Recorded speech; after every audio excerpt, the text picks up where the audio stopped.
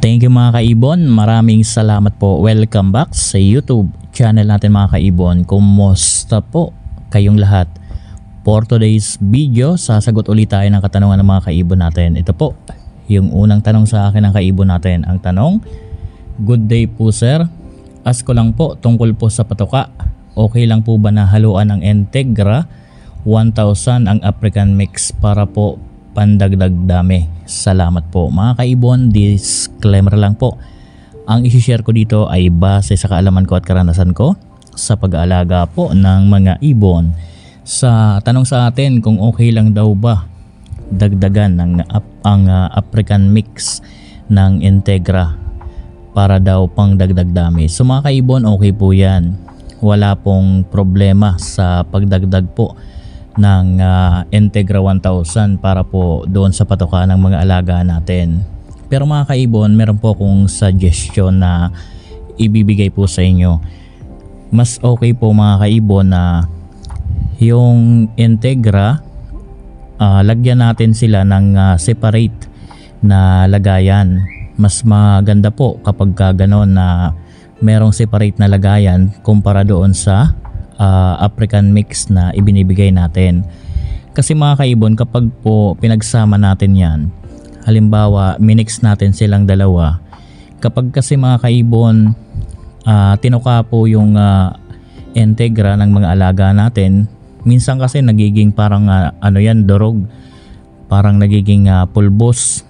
So matatabunan po yung mga seeds na nandoon po na nakahalo. Kaya mas maganda, kagaya po ng ginagawa natin, dahil halos mapabreeder man or nasa flight cage, nagbibigay tayo ng pellet sa mga alaga natin. Pero po meron pong separate na lagayan para po doon sa sinabi ko nga kanina na kung halimbawa madurog na, so kumbaga pag nadurog hindi magkakahalo yung Integra at yung African mix. So yun po ang dapat natin gawin. Lagyan natin ng separate po na lagayan para po sa mga alaga natin. At mga kaibon, importante din po kasi minsan halimbawa naoobserbahan natin na yung alaga natin malakas sila kumain ng pellet, for example, naoobserbahan mo. So kapag po malakas kumain ng pellet yung mga alaga natin, mas maganda na yung African mix na ibinibigay natin, bawasan natin ng konti para kahit papano makatipid po tayo. Kasi doon pa lang sa pellet, busog na po yan. So doon sa mga doon sa binibigay natin na African mix, halos minsan hindi gaano nilang nauubos.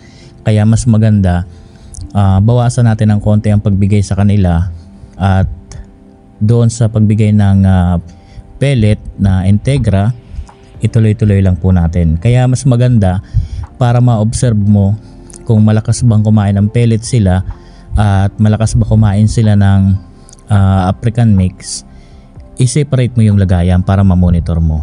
At hindi lang yan para doon sa ma-monitor natin, para din po walang masayang doon sa mga patoka na binibigay natin.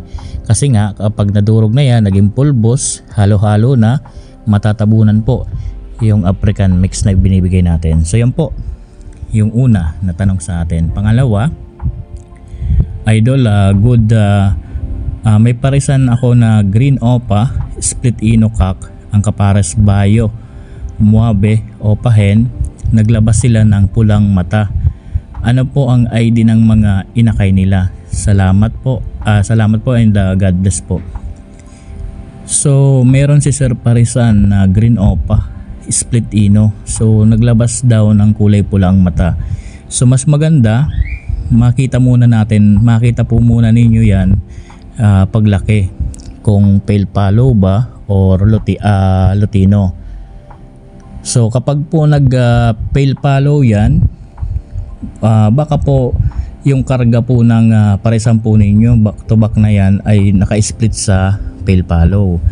Kung ino naman yan, baka po yung parisan po ninyong yan ay naka-split po sa ino, kagaya po ng Moabe o pahen po ninyo, baka po naka-split po yan sa ino. So mas maganda paglaki i-check po ninyo yung balahibo kung pale follow ba or ino. Doon natin yan malalaman at doon natin ma-ID ng maayos kung ano ba ang ID po niyan. So sa ganyang klase ng parisan mga kaibon, automatic naman po yan na opaline na po ang mga magiging anak dahil back to back parent naman po is opaline. So i-check nyo na lang po pag malaki na kung anong kulay ba ang nilabas at doon natin malalaman yan kung ino ba or pale follow. So yan po, panghuling tanong sa atin mga kaibon. Good PM po sir, ask ko lang po kung ano ang magiging ID ng anak ng green opa, split dan, follow hen at Lutino cock. Thanks po sir. So ang parisan ni sir, green opa split dan, green opa split dan follow na hen. Ang kapares Lutino cock. Ang magiging ID po ng inakay sa ganitong klase ng parisan, normal hen, possible split dan, split ino, at split opa, possible split dan, split ino. So yan po ang magiging ID niyan. Wala po itong ilalabas na visual opa dahil ang kak po wala naman pong dugong opa. Lagi po nating tatandaan na sa bawat parisan po, kapag po ang merong dugong opaline ay hen lamang, wala pong kakayanan yan makapagpalabas ng isang visual opa sa magiging anak. Tanging kak lamang po ang merong kakayanan na makapagpalabas ng visual sa mga anak. Kahit for example split opa lang yan, pwede na po yan maglabas ng visual opa sa magiging anak, lalabas na po yan ng opa hen. Kung halimbawa naman po opaline kak at ang kapares naman ay normal hen, lalabas din po yan ng opa 6 link na hen at 6 link po na kak.